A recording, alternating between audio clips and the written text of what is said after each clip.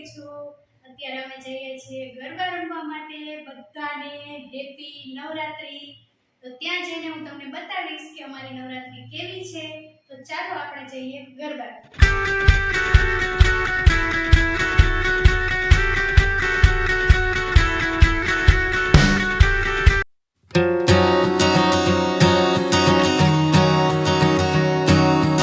આજે નવરાત્રીનો પહેલો દિવસ છે. બધા આરતી માટે ભેગા થઈ ગયા છે. આરતી દરરોજ 8:45 સ્ટાર્ટ થઈ જાય છે. ત્યાં સુધીમાં બધા ભાવિ ભક્તો હાજર થઈ જાય છે અને આરતીનો લાભ લે છે. ત્યાર પછી ગરબા ગાવાની શરૂઆત થાય છે.